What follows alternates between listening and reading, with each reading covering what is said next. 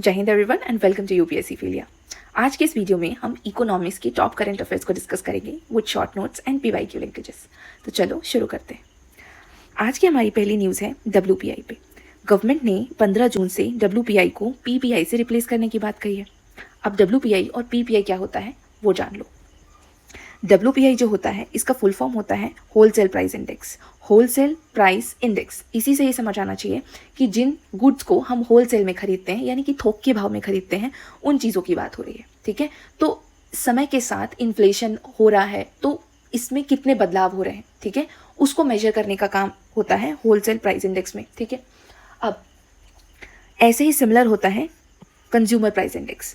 Consumer price index में goods and service दोनों include होता है। क्यों? क्योंकि कंज्यूमर जो होता है गुड्स का और सर्विस दोनों का यूज़ कर रहा होता है। ठीक है, अब सर्विस को हम थोक के भाव थोड़ा ना खरीदते हैं, है ना, इसलिए होलसेल प्राइस इंडेक्स में सर्विस नहीं होती है। लेकिन जिससे इसको रिप्लेस कर रहे हैं, जिसका नाम है प्रोड्यूसर प्राइस इंडेक्स यानी कि पीपीआई, उसमें गुड्स एंड सर्विस दोनों इंक्लूड हो रही है। तो इस चीज़ को ध्यान रखना। ठीक है, क्या क्या चीज़ें होंगी यार जो सर्विस अभी इंक्लूड कर रहे हैं। पहले की डब्ल्यूपीआई में सर्विस नहीं है, लेकिन जिससे रिप्लेस हो रहा है पीपीआई उसमें सर्विसेज हैं। तो इस जो पीपीआई में सर्विसेज हैं वो कौन कौन सी हैं? तो बैंकिंग, सिक्योरिटी, जनरली यही सारी सर्विसेज में काउंट होती है ना, तो ये सारी सर्विसेज हैं।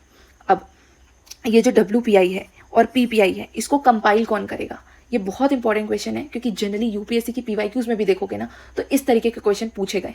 अगर बिलीव नहीं है तो जाके एक बार सीपीआई डब्ल्यूपीआई पे क्वेश्चंस को देखना, तुम्हें पता चल जाएगा। ठीक है, अब इसमें क्या होता है, जो डीपीआईआईटी जो है, जो ministry of commerce and industry के अंदर आता है, वो इसको कंपाइल करता है। ठीक है, इतना समझ गए। अब चलते हैं नेक्स्ट में। वैसे सीपीआई डब्ल्यूपीआई अपने आप में एक बहुत बड़ा टॉपिक है, और हाँ, इसका बेस ईयर चेंज हुआ है इसलिए इंपॉर्टेंट है, तो कमेंट सेक्शन में कमेंट करना कि कौन सा बेस ईयर हुआ है। ठीक है, न्यू वाला और ओल्ड वाला दोनों। तो ये ना अपने में एक बहुत बड़ा कॉन्सेप्ट है। तो जो बेसिक है, ठीक है, वो मैंने तुम्हें बता दिया। अब नेक्स्ट चलते हैं जीडीपी ग्रोथ पे। हर साल जीडीपी ग्रोथ एस्टिमेट निकाला जाता है, तो इस बार है 7.7%। ठीक है, अब ग्रोथ 7.8% तक जाएगी कह रहे हैं। कौन निकालता है? मॉस्पी निकालती है। मॉस्पी का full form ministry of statics and programme implementation.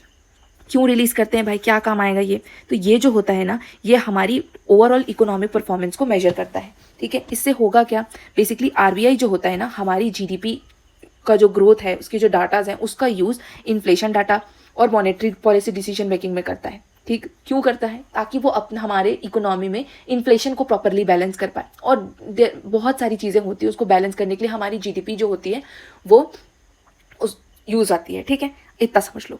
अब आते हैं, इसमें 2-3 कॉन्सेप्ट और हैं। क्या? करंट प्राइस पे जीडीपी, कांस्टेंट प्राइस पे जीडीपी क्या होती है वो देखो। करंट प्राइस पे क्या हो गया कि मान लेते हैं कि हमारे टेरिटरी के अंदर, ये इंडिया है और इंडिया के अंदर जितना भी गुड्स एंड सर्विस प्रोड्यूस हो रहा है उसको मैं सम कर ली। इसका जो प्राइस है वो क्या होगा, इसमें तो इन्फ्लेशन भी रहेगा क्योंकि मैंने करंट प्राइस में किया है। आज इन्फ्लेशन कुछ है तो प्राइस अलग हो गया, फिर थोड़े दिन बाद इन्फ्लेशन कुछ हो जाएगा तो प्राइस फिर अलग हो जाएगा। तो हम क्या करते हैं, एक बेस ईयर लेते हैं। बेस ईयर जनरली वो ईयर होता है जो थोड़ा सा बैलेंस्ड ईयर होता है। बैलेंस्ड ईयर बोले तो उस ईयर में वॉर वगैरह ना हो, जैसे कि कोविड वाला टाइम था, उस समय इकोनॉमी में कितनी प्रॉब्लम हो गई थी। तो ये सारी जो चीज़ें होती है ना, ये सब नहीं होना चाहिए। एक स्टेबल ईयर जब हमारी इकोनॉमी प्रॉपरली रन कर रही है, ठीक है, तो उस टाइप के ईयर को बेस ईयर ले लिया जाता है। और बेस ईयर लेने के बाद उस ईयर के प्राइस से इन्फ्लेशन को एडजस्ट करते हैं, तो क्या मिलता है अपन को? Constant price. ठीक है, बेस ईयर के प्राइस से एडजस्ट कर लिया तो बिना कांस्टेंट प्राइस। अब जो आती है ग्रोथ उसको हम क्या कहते हैं? Real growth. ठीक है, और जनरली रियल ग्रोथ का ही यूज आरबीआई करती है और इन्फ्लेशन देखने के लिए किया जाता है। ठीक, अब इससे क्या पता चलता है कि यार अभी इससे पता चल रहा है कि हमारे यहाँ मैन्युफैक्चरिंग सेक्टर और सर्विस सेक्टर बहुत अच्छा परफॉर्म कर रहे हैं। ठीक है, 2010 में जीडीपी से रिलेटेड क्वेश्चन आया था, मैंने यहाँ पे मेंशन कर दिया है।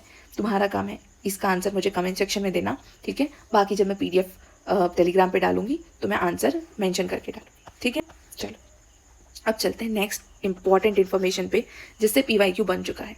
मैं जहाँ जहाँ पे बोल रही हूँ पीवाईक्यू बन चुका है, जहाँ पर जगह थी लगा दिया, नहीं है तुम जाके देखना, तुम्हें मिल जाएगा, क्योंकि मुझे पता है 100% है, मैं बोल रही हूँ मतलब मिल जाएगा। अब मॉनेटरी पॉलिसी कमेटी के बारे में देखते हैं। सिंपल सा, इसका जो करंट अफेयर्स है यहाँ पे लिखा हुआ है, तुम इसको पढ़ लेना। सिंपल से मैं बता देती हूँ कि करंट मॉनेटरी पॉलिसी कमेटी जो है उन्होंने कुछ अपडेट्स दिए हैं। ठीक है, फॉरेक्स इनफ्लो के बारे में, फॉरेक्स के बारे में भी हम आगे पढ़ेंगे और अभी फ़िलहाल मॉनेटरी पॉलिसी के बारे में समझते हैं। मॉनेटरी पॉलिसी ने अपडेट दिया इसलिए वो न्यूज़ में थी, उसका स्टार्टिंग इन्फॉर्मेशन पढ़ो। तो यार देखो, ये जो मॉनेटरी पॉलिसी कमेटी है ये 2016 में बनी थी, आरबीआई एक्ट के अंदर में बनी थी, आरबीआई एक्ट के अंदर में बनी 2016 में। अभी चल रहा है 2026, तो इसको देखो लगभग 10 साल पूरे हुए, तो ये ऑलरेडी इंपॉर्टेंट है क्योंकि यूपीएससी की आदत है 10 साल 25 50 साल ऐसे वाली चीज़ें उसको बहुत पसंद आती हैं, तो वो ज़रूर पूछता है। अब कौन से लीगल प्रोविजंस में बनी है, तो सेक्शन 45 ZB में बनी है। कंपोजिशन क्या होता है कि कितने लोग बैठते हैं, कमेटी है कुछ लोग तो होंगे, तो कितने मेंबर्स होते हैं, 6 मेंबर होते हैं। 3 मेंबर जो होते हैं वो आरबीआई के होते हैं और 3 जो होते हैं गवर्नमेंट अपॉइंट करती है। चेयरपर्सन कौन होता है, आरबीआई के जो गवर्नर होते हैं वो चेयरपर्सन होंगे। ठीक है, क्यों बनाते हैं ये कमेटी, तो देखो इन्फ्लेशन को टारगेट करने के लिए, मतलब इन्फ्लेशन को हमारी इकोनॉमी में प्रॉपर्ली एडजस्ट करने के लिए ये कमेटी को बनाया जाता है। टारगेट क्या रहता है, क्या टारगेट करना है ना, तो बेसिकली इन्फ्लेशन को 4% ±2% रखा जाता है, मतलब 2 to 6% के बीच में इन्फ्लेशन को रखना है। इसके नीचे या ऊपर चला जाता है तो हमारी इकोनॉमी में प्रॉब्लम शुरू हो जाती है। ठीक है, तो आरबीआई और मॉनेटरी पॉलिसी का जो एम होता है कि वो इस टारगेट को बैलेंस करके रखें इसके बीच में। ठीक, अब यहाँ पर क्या हो जाता है, जो डिसीजन मेकिंग होती है, अब यहाँ पर तो 3-3 है, अब जो डिसीजन मेकिंग होती है वो कैसे हो जाएगी, तो मान लेते हैं जनरली मेजॉरिटी वोटिंग से होती है। ठीक है, जो मेजॉरिटी में हुआ वो डिसीजन होता है, लेकिन अगर टाई हो गया तो क्या हो गया, तो जो टाई ब्रेकर का जो कास्टिंग वोट होता है वो किसके पास होता है, वो गवर्नर के पास होता है। गवर्नर जिस साइड फिर वोट देंगे उस साइड डिसीजन होगा। अब जो मेन पॉलिसी टूल होता है वो क्या होता है, रेपो रेट, और जो मॉनेटरी पॉलिसी के जो इंस्ट्रूमेंट होते हैं वो ये सारे इंस्ट्रूमेंट होते हैं। अब ये सारे इंस्ट्रूमेंट जो है ये बहुत इंपॉर्टेंट कॉन्सेप्ट्स हैं इकोनॉमिक्स के। मैं यहाँ पे तुमको फटाफट से रिवाइज करवा देती हूँ। कैसे, देखो सिंपल सा देखते हैं फटाफट। यहाँ पे देखो, इधर पे हो गया बैंक और इधर हो गया आरबीआई। ठीक, अगर बैंक जो है वो आरबीआई से पैसा ले रहा है, आरबीआई से पैसा ले रहा है, इधर से आ रहा है पैसा, आरबीआई के पास से आ रहा है, और ये इसको कुछ कोलेट्रल रख के कोलेट्रल दे रहा है। ठीक है, कोलेट्रल रखेगा तब तो पैसा, तो इसको हम कहते हैं रेपो रेट। ठीक, अगर इसका उल्टा हो गया, मतलब इसका उल्टा क्या हो जाएगा कि बैंक जो होता है अपनी सरप्लस मनी को आरबीआई में पार्क कर दिया और आरबीआई जो है इसकी जगह पे कुछ कोलेट्रल रख रहा है। ठीक है, तो क्या हो रहा है, आरबीआई से लोन ले रहा है टाइप का हो गया और यहाँ पे कोलेट्रल रखा है, तो इसको क्या हम कह देंगे, रिवर्स रेपो रेट है। ये कॉन्सेप्ट हो गया रेपो और reverse repo. Cash reserve ratio क्या होता है, देखो यहीं पे समझो। आरबीआई जो होता है वो बैंक को कहता है कि तुम्हारे पास जितनी भी net demand and time liability है, मतलब तुम्हारे पास जो पैसा आ रहा है उसका कुछ परसेंट जो होगा वो तुम मेरे पास रखोगे जो कि सीआरआर होगा, और कुछ पैसा अपने पास रखो अलग से, वो एसएलआर होगा। जो रिमेनिंग बच जाए, ठीक है, जो रिमेनिंग बच जाए उसको तुम अपना डिपॉजिट्स में देना, मतलब तुम अपने लोन्स में देना, और जो भी तुम्हारा अपना खर्चा वर्चा है वो निकालना। ठीक है, तो ये दोनों चीज़ें क्यों रखवाता है आरबीआई, ये अपने पास सेफ्टी पर्पस के लिए रखवा देता है कि यार ठीक है, कभी बैंक को, जैसे येस बैंक के साथ इशू हुआ था, तो उस समय पे कुछ तो पैसा होना चाहिए ना बैंक को पे करने के, मतलब लोगों को पे करने के लिए, नहीं तो लोगों का पैसा तो डूब जाएगा।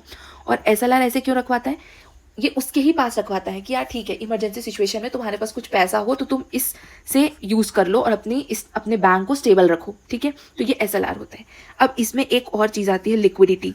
लिक्विडिटी क्या होती है वो भी समझ लो। लिक्विडिटी का मतलब होता है जैसे कि एक रुपया है, ठीक, गोल्ड है और लैंड है। ठीक है, ये दोनों ही मेरे लिए कहीं ना कहीं मेरे लिए इन्वेस्टमेंट है, मेरे लिए पैसा है। ठीक है, मेरी इनकम है, ऐसा मैं मान सकती हूँ। इनकम तो इसको नहीं कह सकते, ये तुम्हारी सैलरी तुम्हारी इनकम है। ठीक है, ये तो अपन ने इन्वेस्ट करके रखा है, ये इन्वेस्टमेंट है। तो अब मेरे लिए सबसे ज़्यादा लिक्विड कौन सा हुआ, रुपया, क्योंकि मुझे कल अगर मुझे एक बुक खरीदनी है तो मैं जाके सीधे पैसे देके खरीदूंगी। ठीक है, ऑनलाइन पे करके एटीएम से निकाल के फटाफट से खरीद सकती हूँ। अब मुझे अगर एक बुक खरीदनी है तो मैं जाके अपने घर से सोना उठा के बेचने थोड़ा ना जाऊंगी, और मगर मेरे को इमीडिएटली कुछ चीज़ चाहिए है तो पहले इंसान ज़मीन बेचेगा क्या, सोना बेचेगा, फिर पैसा ला के देगा क्या, नहीं, सबसे पहले इनके पास जो पैसा होता है वो यूज़ करता है ना। हम फटाफट से इसको निकाल के यूज़ कर सकते हैं, तो जो जितना जल्दी हम यूज़ कर पा रहे हैं वो उतना लिक्विड, ऐसे समझो। बहुत लेमन लैंग्वेज में समझा रही हूँ ताकि जिसको नहीं भी आता है, जो बहुत स्टार्टिंग स्टेज में उसको भी समझ आ जाए। ठीक, फिर ओपन मार्केट ऑपरेशन होता है। ओपन मार्केट ऑपरेशन क्या होगा, देखो यहाँ पर क्या होता है, बॉन्ड जो होता है उसको बाय और सेल किया जाता है आरबीआई के द्वारा। अब बॉन्ड को सेल और परचेज और ये सब क्यों करना है बताओ भाई, देखो अब क्या रीज़न हो सकता है इसका, देखते हैं। मान लेते हैं कि गवर्नमेंट है, गवर्नमेंट को किसी स्कीम में या किसी इंफ्रास्ट्रक्चर प्रोजेक्ट, वैसे तो इंफ्रास्ट्रक्चर प्रोजेक्ट में पता नहीं गवर्नमेंट क्या इन्वेस्ट करती है क्योंकि हर बार टूट ही फूट जाता है, बट ठीक है, फिर भी अगर वो मान लेती बहुत ज़्यादा पैसा इन्वेस्ट कर रही है और उसको बहुत ज़्यादा पैसा चाहिए, तो वो कहाँ से उठाएगी? या तो इंटरनेशनल मार्केट से उठाएगी या फिर डोमेस्टिक मार्केट से उठाएगी। डोमेस्टिक मार्केट से पैसा उठाएगी तो वो आरबीआई को कहती कि आरबीआई एक काम करो, मेरा जो एक बॉन्ड है, मेरे इतने सारे बॉन्ड है, वो ना तुम रिलीज़ कर दो मार्केट में, ठीक है। तो आरबीआई बोलता है ठीक है कर देते हैं। तो हम सिंपल लैंग्वेज में समझते हैं और वो सिंपल वाला तरीके से समझते हैं कि क्या हो रहा है, ठीक है। ये कथा समझ में आ गई जो तुम्हें बताया। अब देखो क्या हो रहा है। तो आरबीआई जो है ये क्या करेगी, ये एक बॉन्ड इशू करेगी, ठीक है। मार्केट पे इशू कर दी, बहुत सारे लोग हैं यहाँ पे बॉन्ड खरीदने के लिए, क्योंकि देखो ये आरबीआई इशू कर रही है और ये गवर्नमेंट का बॉन्ड है, तो ये सिक्योर होगा, क्योंकि यार गवर्नमेंट धांधली थोड़ी ना करके भाग जाएगी। तो इसमें इन्वेस्ट करने वाले भी बहुत होते हैं, ठीक। इसमें क्या होता है, रिस्क कम होता है, बेनिफिट थोड़ा कम होता है। जो नॉर्मल अदर कंपनीज के बॉन्ड होंगे, ठीक है, बड़े बड़े बॉन्ड, उसमें रिस्क ज़्यादा होता है, इसीलिए उसमें पैसा भी ज़्यादा मिलता है। लेकिन ये में कम पैसा मिलता है, कम फायदा होता है, लेकिन सिक्योर बहुत रहता है।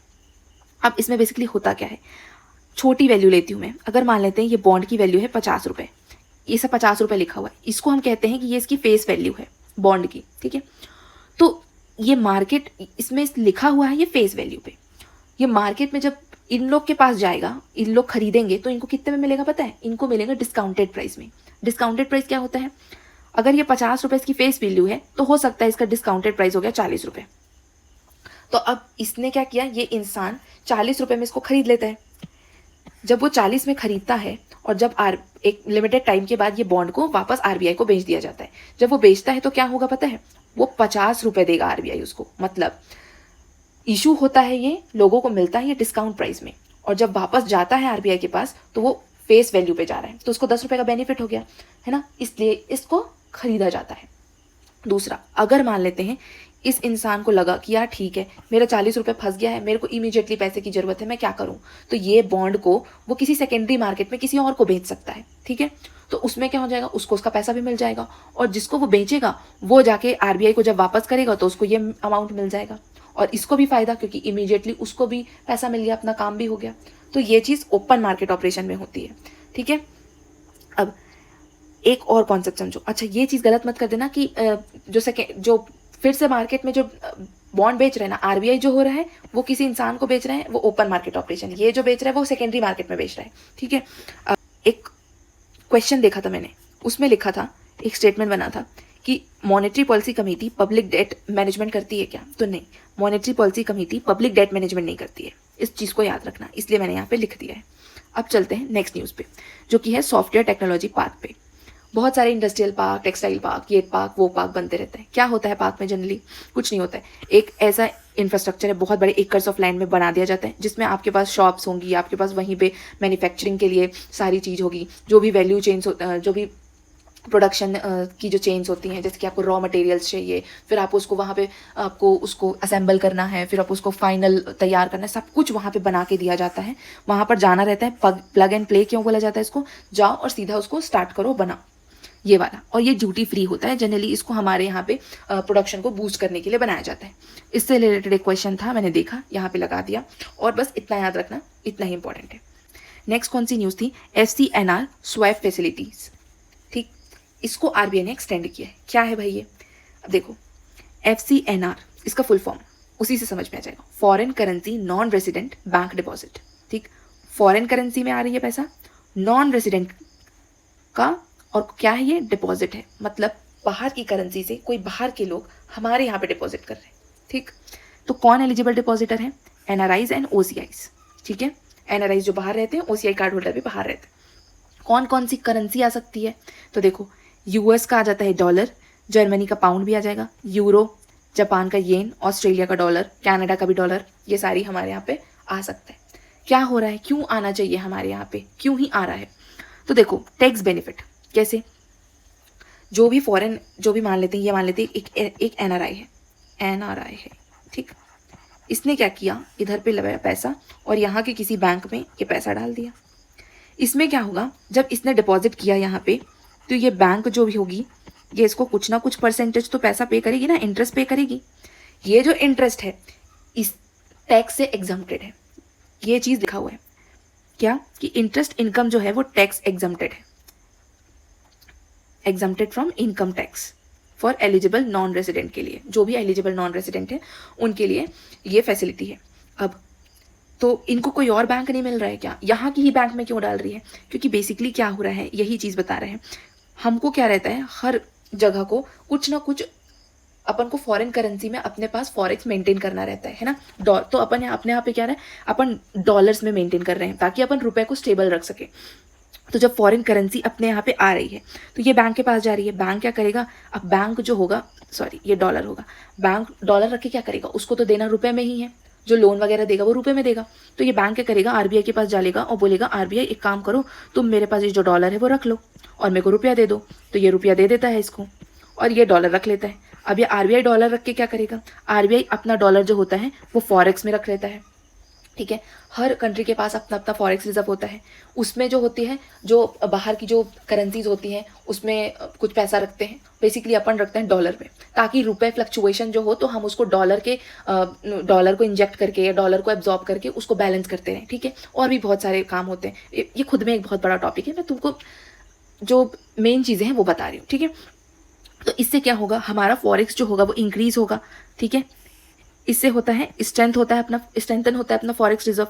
अब हमारे यहाँ पे ये लोग डिपॉजिट करने क्यों आएंगे, क्या हम इतनी अच्छी फैसिलिटी दे रहे हैं? तो बेसिकली यही तो चैलेंज है बैंक के लिए। बैंक के लिए क्या चैलेंज है कि इनको ना अपना जो इंटरेस्ट, अपना जो ये इंटरेस्ट दे रहे हैं ना यहाँ पे, उसको क्या करना पड़ता रहता है, 100 बेसिस पॉइंट ज़्यादा रखना पड़ता है ताकि ये डिपॉजिटर को अट्रैक्ट कर पाए। ठीक, अब यहाँ पर एक वर्ड यूज हुआ है स्वैप फैसिलिटी। मैंने जो तुम्हें बताया ना कि ये रुपया दे देता है और डॉलर ले लेता है, इसको कहते हैं स्वैप। ये थी न्यूज़ और ये था उसके स्टैटिक्स और ये तुम्हारे सारे छोटे छोटे कॉन्सेप्ट थे। ठीक है, जो मैंने तुम्हें फटाफट से एकदम सिंपल लैंग्वेज में समझा दिए। ठीक है, अब चलते हैं हम नेक्स्ट न्यूज़ पे, जिसमें क्या है कि cabinet approve additional investment commitment of ₹30,000 crore in NIIF। क्या है ये, नेशनल इंफ्रास्ट्रक्चर इन्वेस्टमेंट फंड। ये क्या होता है, अब समझो। बेसिकली हमारे यहाँ पे बड़े बड़े इंफ्रास्ट्रक्चर प्रोजेक्ट्स होते हैं, जैसे कि एयरपोर्ट हो गया, पोर्ट्स हो गए, रोड्स हो गए, ब्रिजेस हो गए जो टूट जाते हैं, मतलब ठीक है फिर भी। तो इस बड़े बड़े प्रोजेक्ट्स पे क्या होता है, बहुत पैसा लगता है और इस पैसा को अकेले गवर्नमेंट जो होती है वो नहीं दे सकती, क्योंकि बहुत बड़ा अमाउंट होता है, गवर्नमेंट को हर जगह देखना है। तो क्या करती है गवर्नमेंट बोलती है कि प्राइवेट वालों को कि तुम इसमें इन्वेस्ट करो। ठीक है, और उसके बाद फिर वो धीरे धीरे अपना वसूल कर लेना। जैसे कि एक रोड बनाया, ठीक है, तो रोड में क्या करती है कि मान लो कि रिलायंस को बोलती है कि तुम इस रोड में फंड करो। ठीक है, और जब फंड हो जाए, रोड वोड बन जाए, तो कुछ साल के लिए तुम इसको ले लेना और इससे टोल वोल वसूल करके अपना पैसा निकाल लेना और उसके बाद फिर हमको हैंड ओवर कर देना, इस तरीके से। तो ये सारी चीज़ें चलती हैं। ठीक है, तो ऐसे प्राइवेट इन्वेस्टर्स आके इसमें फंड को डालते हैं। तो ऐसा ही ये एक फंड है, ये एक तरीके का AFI जैसा है, यानी कि अल्टरनेटिव इन्वेस्टमेंट फंड है। इस AFI को रेगुलेट कौन करता है, सेबी रेगुलेट करती है।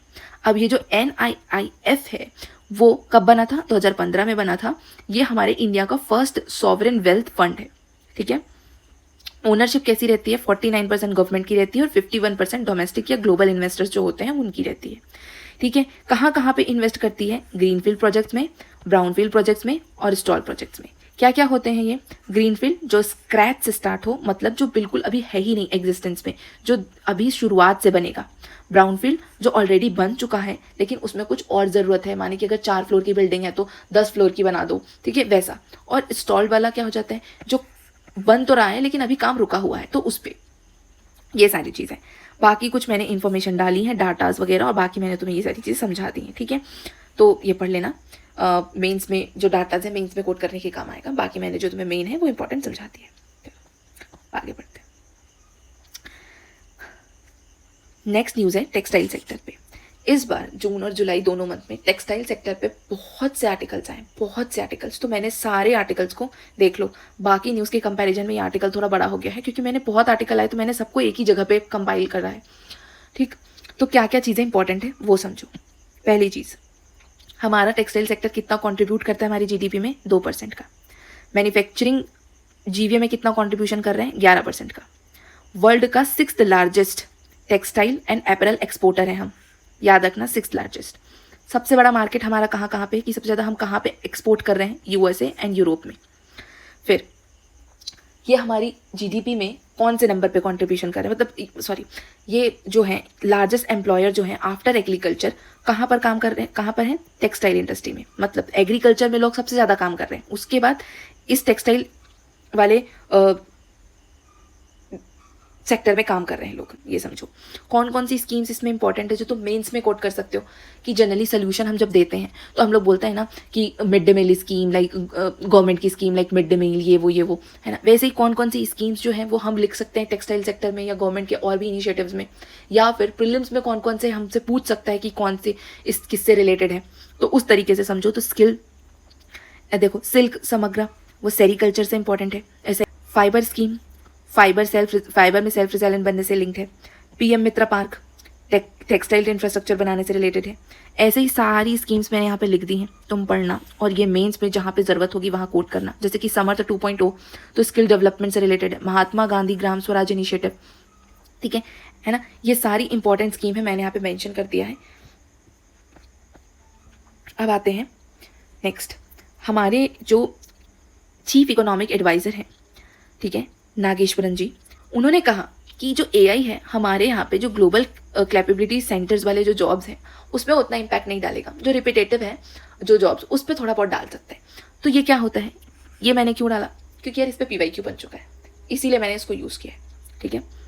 क्या होता है कि ये ग्लोबल कैपेबिलिटी सेंटर है, इसमें होता क्या है, रिसर्च एंड डेवलपमेंट होती है, AI होता है, इंजीनियरिंग एंड एनालिटिक्स होता है। बेसिकली ऐसे समझ लो कि ये एक जगह है, एक सेंटर जैसा बना है। यहाँ पर कौन कौन से लोग काम करते हैं, AI वाले काम कर रहे हैं, कुछ सर्विस वाले काम कर रहे हैं, कुछ एडिटर्स हो गए, कुछ अच्छा इंजीनियर्स हो गए, कुछ एनालिटिक्स वाले, कुछ रिसर्च वाले, ऐसे सब हो गए। अब बाहर के जो लोग होते हैं फॉरेनर्स, उनको ना चीप लेबर्स मिल जाते हैं इंडिया में। लेबर्स मतलब सर्विस वाले, ठीक है, स्किल्ड लेबर्स होते हैं, ठीक है, उन्हें ये मिल जाते हैं। अब वो अपने यहाँ पे कराएंगे, उन्हें डॉलर में पे करना पड़ेगा। यहाँ से लोग को हायर कर लेंगे तो सस्ता मिल जाएगा, तो वो यहाँ से हायर करते हैं। इसलिए इसको कहते हैं ग्लोबल कैपेबिलिटी सेंटर्स। ऐसे सेंटर्स हमारे यहाँ पे क्या है, 50 से ज़्यादा हैं, और इतने सारे प्लस मिलियंस लोग जो है, 2 मिलियन लोग जो हैं वो यहाँ पे एम्प्लॉय हैं। तो ये सिंपल लैंग्वेज में मैंने तुम्हें बता दिया और डाटा भी तुम्हें दे दिया, कहीं कोट करने आएगा तो कोट करना। अब एक और न्यूज़ थी जो कि इसमें आई थी, इंडियन एक्सप्रेस में आई थी, तो उसमें ये सारे जो स्कीम्स है ना ये मेंशन थी, तो मैंने उसको यहीं पे कंपाइल किया और शॉर्ट नोट्स बना दिया। कौन कौन सी, सेमीकॉन 2.0 किससे रिलेटेड है, सेमीकंडक्टर इकोसिस्टम से रिलेटेड है। बेसिकली इसके 6 पिलर हैं, डिज़ाइन टू टैलेंट तक का। और इसमें क्या क्या करेंगे, डिज़ाइन करेंगे, R&D इक्विपमेंट्स, ये सारी चीज़ें, फैब्स वगैरह, ये पूरा सिस्टम बनाना है सेमीकंडक्टर से रिलेटेड सारी चीज़ों का, ठीक है। ये चीज़ से बात हुई है, तो याद रखना सेमीकॉन सेमीकंडक्टर से रिलेटेड है। दूसरा था MPMS, मोबाइल मैन्युफैक्चरिंग से रिलेटेड है, जिसमें डोमेस्टिक प्रोडक्शन को बूस्ट करने की बात की गई है। तीसरा था तीसरा आ जाओ इस पे कि निपुण 2026 पे, ये किससे रिलेटेड है, बेसिकली ये यूरिया प्रोडक्शन में सेल्फ सफिशिएंट बनने से रिलेटेड है, कि हमको यूरिया जो इंपोर्ट है ना वो कम करना है, ठीक है। तो अगर निपुण करके लिख दिया और तुमने पढ़ा नहीं तो तुम्हें नहीं पता चलेगा, तो ये यूरिया प्रोडक्शन से रिलेटेड है। वाराणसी हाईवे प्रोजेक्ट, ये NH90 में बन रहा है, और ये वरुणा और गंगा के जो रिवर हैं उनके साइड में, तो वरुणा और गंगा रिवर जो हो गई, असी रिवर, ये इंपॉर्टेंट हो गई। इसके बारे में हम पढ़ेंगे इन्वायरमेंट में, ठीक है। तो इस तरीके से जब न्यूज़ कवर करते हो, जो इंपॉर्टेंट न्यूज़पेपर के जो से निकाल के तुम अगर पढ़ते हो, जैसे इससे हमको क्या पता चल गया कि वरुणा और गंगा अब प्रीलिम्स के लिए इंपॉर्टेंट है, ठीक है। अभी हमने कहा पढ़ा कि 10 साल हो गए इसको, तो हमको अब ये पता चल रहा है ना कि यार प्रीलिम्स के लिए हमको पढ़ना कैसे है, ठीक है। ऐसे थोड़ा ना कि बस एकदम आँख मूंद के सारी कुछ चीज़ें पढ़ना चालू कर दिया, है ना, तो ऐसे नहीं होता। कितना पढ़ लेगा इंसान, और तुम देख रहे हो UPSC कैसा क्वेश्चन बना रहा है। तो ऐसे ना धीरे धीरे मेरे साथ ही हर महीने में ऐसे शॉर्ट नोट्स के और PYQ लिंकेजेस के साथ डालते जाती हूँ, ठीक है। तो तुम ऐसे ही सारे वीडियोस से रिवाइज कर लिया करो, तुम्हारे दिमाग में एटलीस्ट 2x में इसको फटाफट से देख लिया तो तुम्हारे दिमाग में एटलीस्ट रह जाएगा, ठीक है, ये पॉइंट, ये चीज़ें इंपॉर्टेंट है, मैंने ये न्यूज़ पढ़ी है, मेरे से ये न्यूज़ छूट गई है। और अगर मुझसे भी कुछ न्यूज़ इंपॉर्टेंट वाली छूट जाती है तो मुझे कमेंट सेक्शन में बता दिया करो, मैं उसको अपडेट कर दूँगी, ठीक है। तुम्हें कुछ भी लगता है अगर इस कंपाइलेशन में कुछ भी इंपॉर्टेंट अगर मुझे ऐड करना चाहिए, इंप्रूव करना चाहिए, बिल्कुल तुम मेंशन करना, मैं ज़रूर इंप्रूव करूँगी, ठीक। और अच्छा लगे तो शेयर करना, ठीक है। तो फिर मिलते हैं गाइस, जय।